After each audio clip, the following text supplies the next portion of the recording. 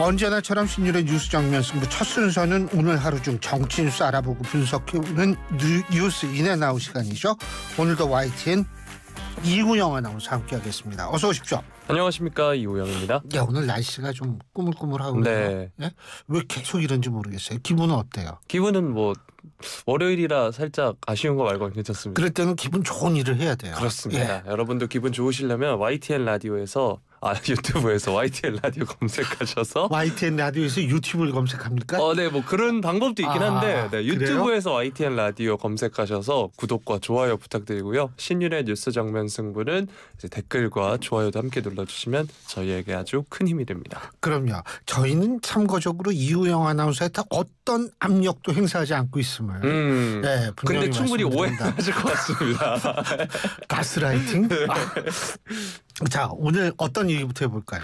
네, 오늘 앞서서 오프닝 때 해주셨던 돈봉투 관련 의혹 관련 체포동의안 부결 소식 다뤄보겠습니다. 예.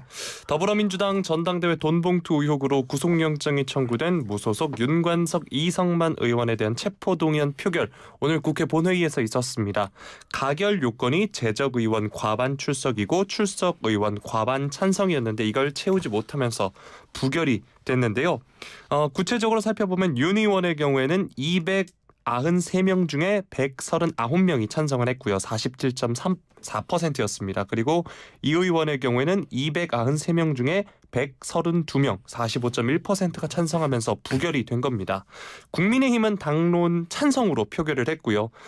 두 의원이 탈당한 민주당에서 동정표가 나오면서 부결된 것이다. 이런 해석도 나오고 있습니다. 윤석열 정부 들어서 이뤄진 현역 의원 체포동의안 중에는 민주당 노웅래 이재명 의원의 경우에는 부결이 됐고요. 국민의힘 하영재 의원은 가결된 바 있습니다.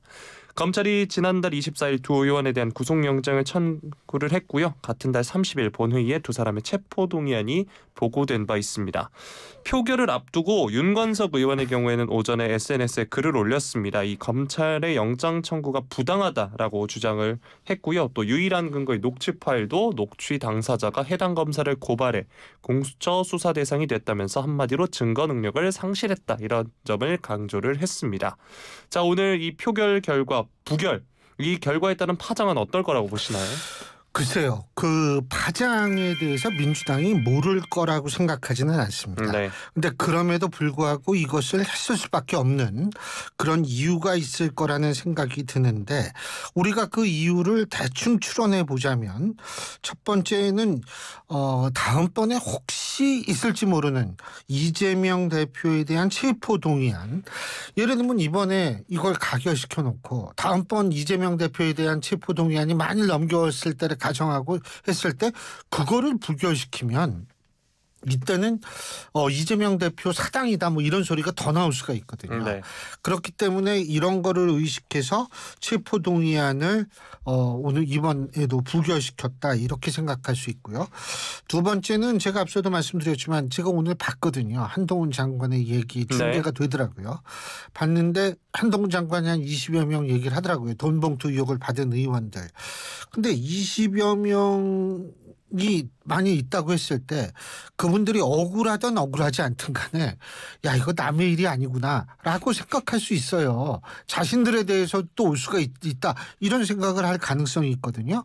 그렇기 때문에 이제 사실은 더 당내 분위기가 좀 이 부결적으로 갔을 수도 있는 거고 추측입니다만.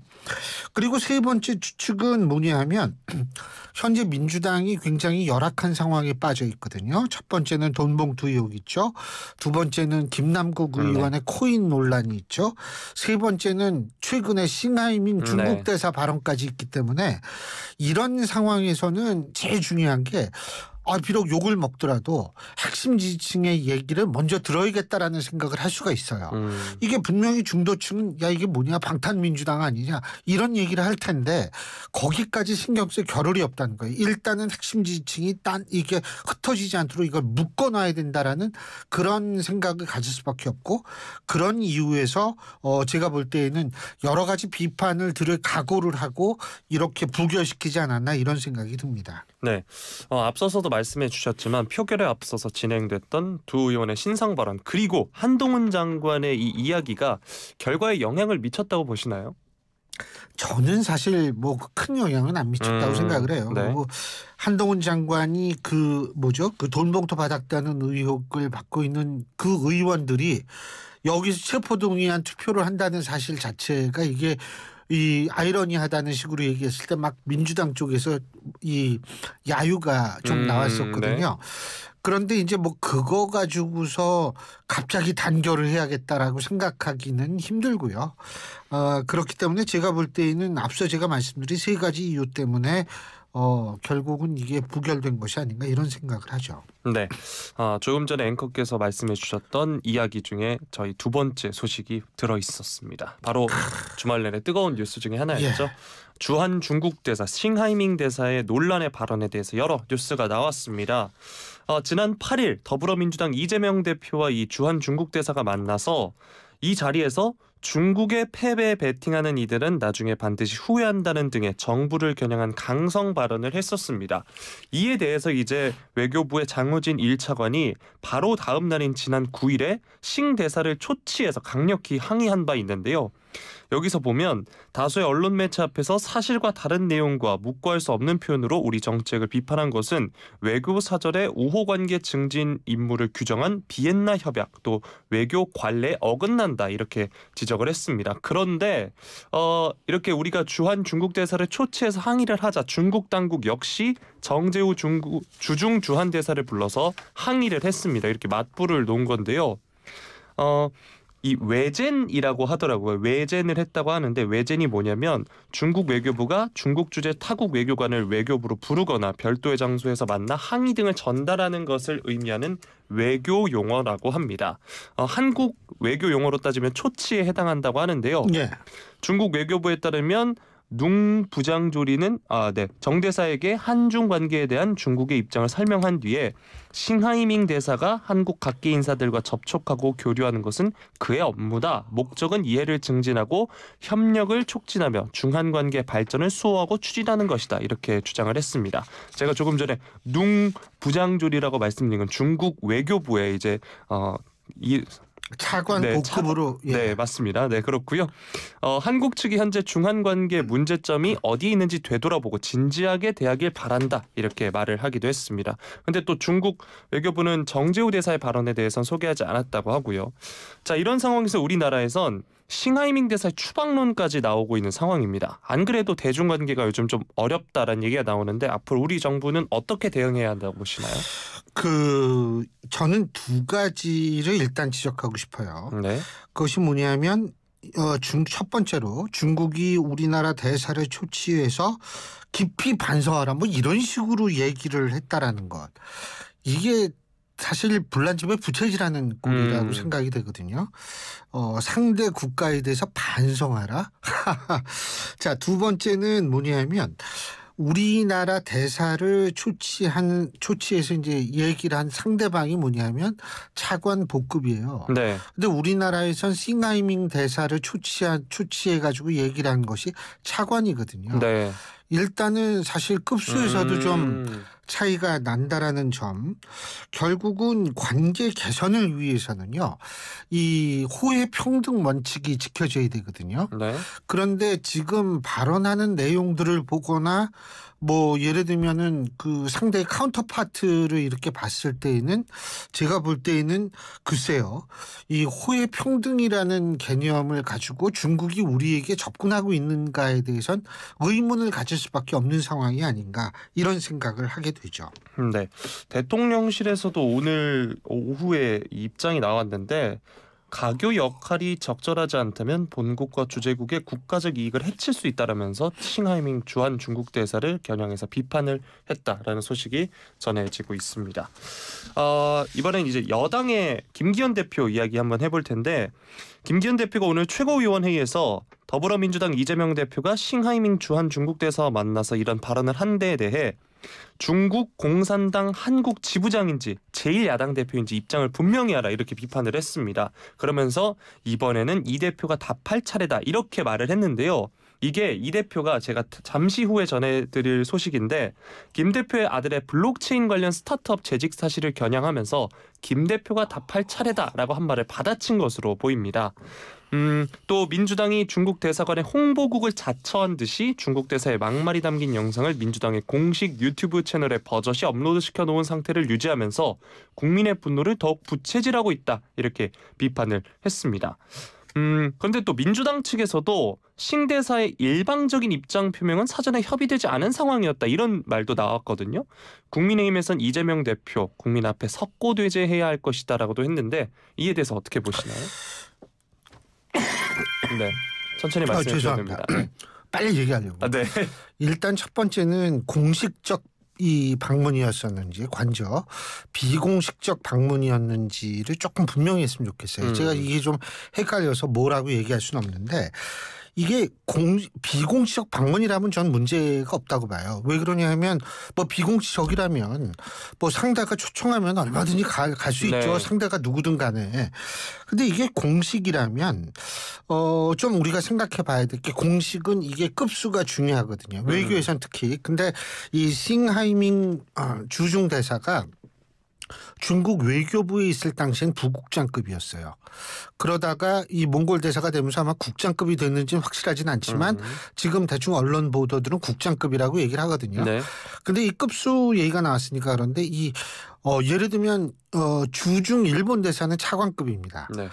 주중 미국 대사도 주중이 아니고 주일 중국 대사는 차관급이고 네. 주미 중국 대사 역시 차관급이에요.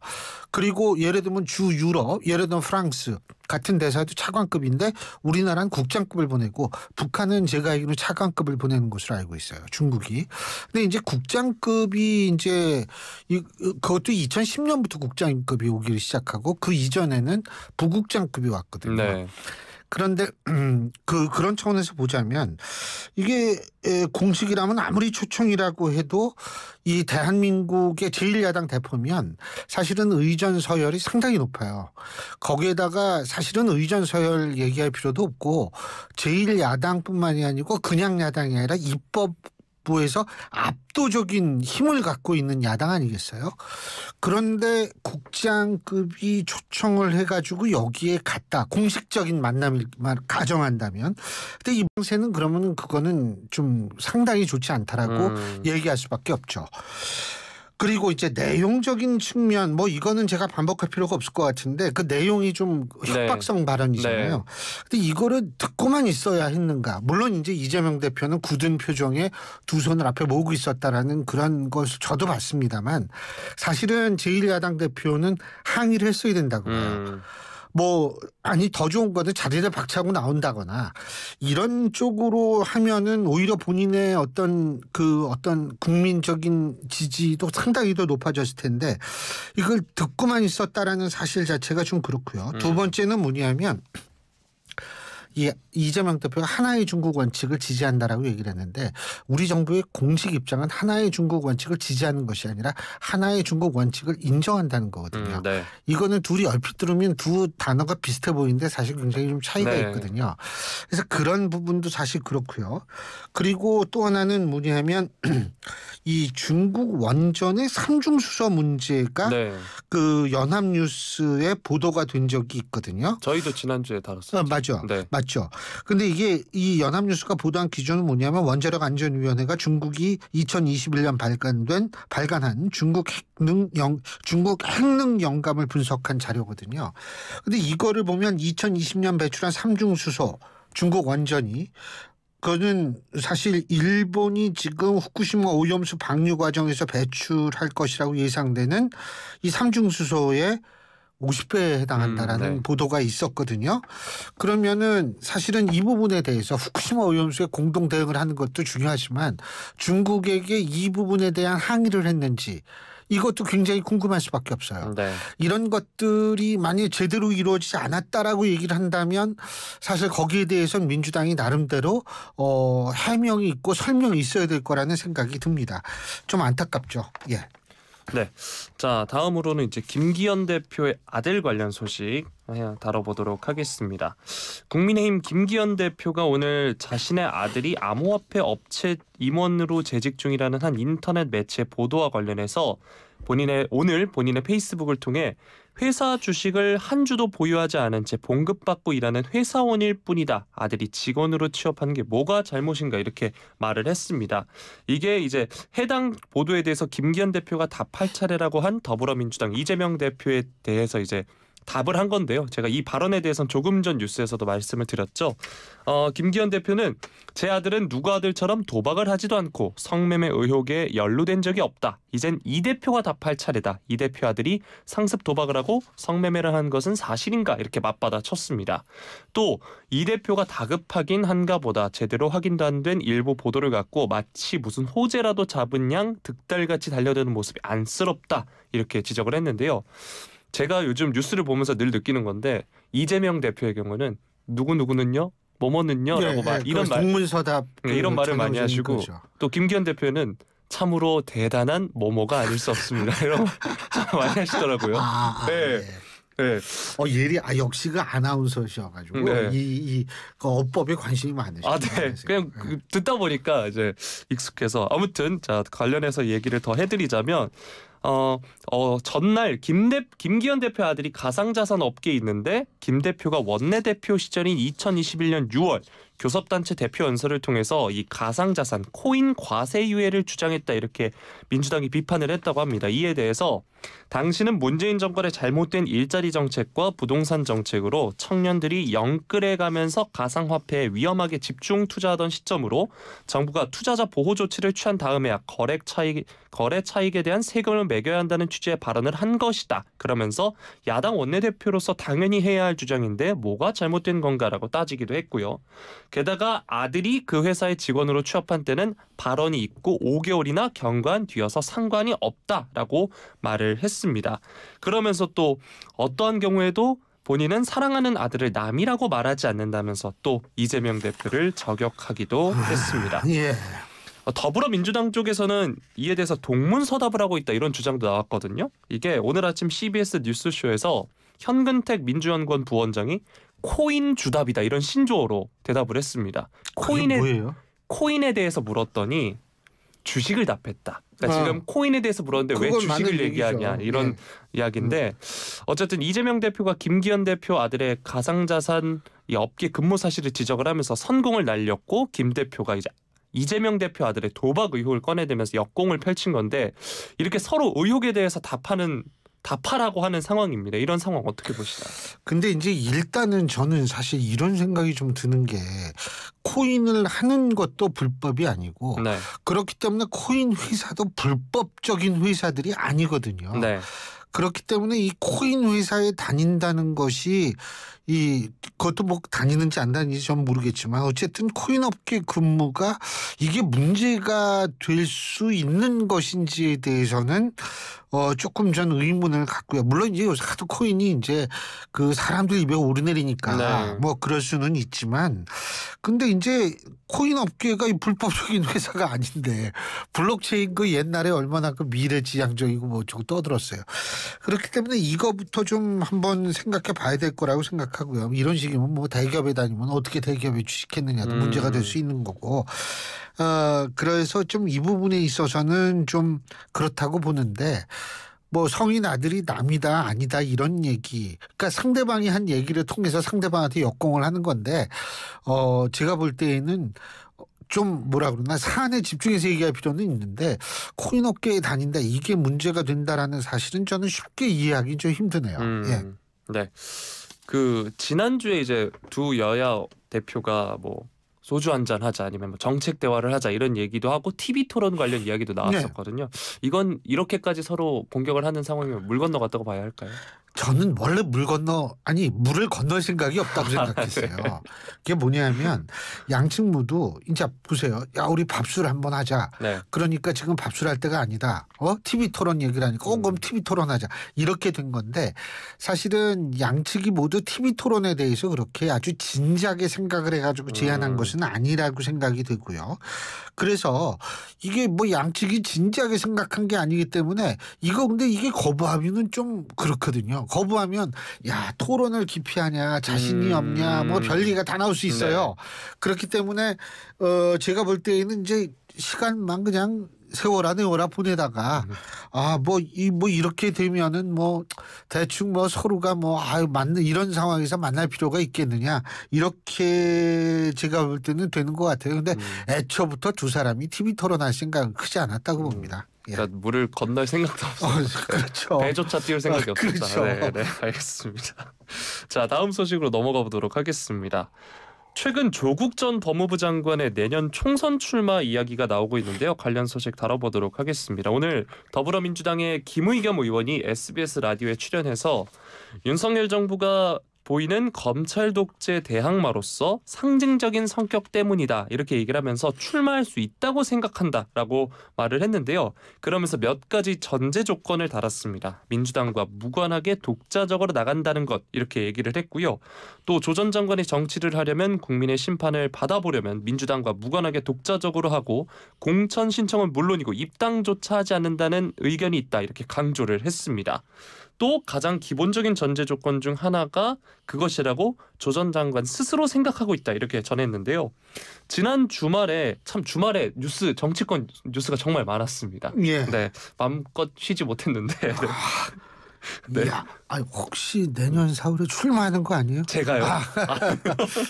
처음 듣는 소리입니다. 예. 네, 어쨌든 조 전 장관이 경남 양산의 평선 마을을 찾아서 문재인 전 대통령을 만나서 이 SNS에 글을 올렸습니다. 문재인 정부의 모든 것이 부정되고 폄훼되는 역진과 퇴행의 시간 속에서 무엇을 해야 하는지 고민하고 있다. 지도도 나침반도 없는 길 없는 길을 걸어 나가겠다 이렇게 밝혔습니다. 이것 때문에 이제 총선 출마를 염두에 둔 것 아니냐 관측이 나온 건데요. 앞서서도 소개해드렸지만 현근택 민주연구원 부원장이 오늘 CBS 라디오에서 총선 출마할 수 있다는 암시를 나타내는 것이다 라고 말을 하기도 했습니다. 또 조 전 장관이 총선에 출마하려면 본인을 둘러싼 각종 논란에 대해 사과해야 한다는 지적도 나오기도 했는데요. 한편 국민의힘은 어제 문재인 전 대통령과 조국 전 법무부 장관의 만남에 대해서도 강한 비판을 내놓기도 했습니다. 조 전 장관의 총선 출마 가능성 이야기 어떻게 보시나요? 지금 방금 우리 제작진 김 PD님이 이렇게 말씀을 하십니다. 모쪼록 정치권이 주말만이라도 적대하지 말고 합해서 네. 우리 이우영 아나운서가 마음껏 주말에 좀 쉴 수 있으면 좋겠습니다. 마음이 따뜻해지죠? 네. 예, 여기 YTN 분위기가 그래요. 네. 아주 훈훈해요. 너무 훈훈하니까 좀 덥네. 근데 네. 이게 지금 조 전 장관의 출마 가능성 제가 볼 때는 솔직히 높다고 봐요. 그 이유가 몇 가지가 있는 게 일단 문재인 전 대통령의 책방을 방문을 했고 거기에서 사진이라든지 이런 것들을 본인 페이스북 SNS에 올리지 않았습니까? 그거 의미 있는 행동이에요. 정치적으로 제가 볼 때에는. 두 번째는 뭐냐면 길이 없는 길을 가겠다 이런 얘기도 하지 않았습니까? 그런 것들을 종합해 봤을 때에는 저는 출마 가능성이 높다. 그리고 조국 전 장관의 입장에서 볼 때에는 출마의 유혹이 있을 수밖에 없어요. 왜 그러냐면 출마해서 만약 당선된다라고 가정을 하면 본인과 본인 가족에 대한 수사, 재판이 이것이 정치적이라고 주장할 수 있는 하나의 발판이 또 될 수가 있거든요. 그러니까 본인의 입장에서 볼 때에는 출마를 하고 싶겠죠. 예, 출마를 할 수도 있죠. 그래서 예. 자, 그런데 이제 김의겸 의원이 출마 가능성을 점치면서도 전제를 달았던 게 민주당과 무관하게 이런 발언을 했습니다. 뭐 길 없는 길과도 좀 매치가 되는 것 같기도 하는데 왜 이런 발언을 했을 거라고 보시나요? 이게요, 민주당의 입장에서 볼 때 가장 좋은, 이게 선거에서 제일 중요한 게 뭐냐면 선거 구도예요. 그러니까 뭐 누가 나오느냐 이런 거는 일반 국민들이 관심을 갖지만 누가 어느 쪽이 승리할 것인가는 선거 구도에 의해서 이게 거의 결정이 되는데 이 선거 구도, 민주당의 입장에서 볼 때 가장 바람직한 선거 구도는 정권 심판론이거든요. 정권 심판하자는 선거 구도. 그런데 이게 조국 전 장관이 출마했을 경우에는 자칫하면 조국 대 반조국 또는 공정 문제가 다시 불거질 수 있는 가능성이 있어요. 네. 그러니까 뭐 예를 들면 공정 문제가 다시 소환이 됐을 경우에는 거기에서 파생되는 박탈감, 배신감으로 또 김남국 의원의 코인 문제 또 나올 거고 이렇게 되면 민주당으로서는 상당히 좀 어려운 선거 구도가 형성이 될 수 있기 때문에 본인이 나가겠다는데 그걸 말릴 수가 없잖아요. 그러니까 무관하게라는 이 단어를 썼는데 단지 제가 말씀드리고 싶은 거는 설령 조국 전 장관이 무소속으로 나온다라고 가정을 한다 하더라도 이거를 일반 유권자들이 무관하다고 바라볼까요? 그렇진 않아요. 이건 본인들이 바람이 그렇다는 것이 네. 실제로 그렇게 될 가능성은 크지 않기 때문에 출마를 한다면 출마 자체가 상당한 그 영향력을 미칠 가능성이 있다. 이런 생각이 듭니다. 네. 자, 오늘 말씀 여기까지 듣겠습니다. 고맙습니다. 고맙습니다.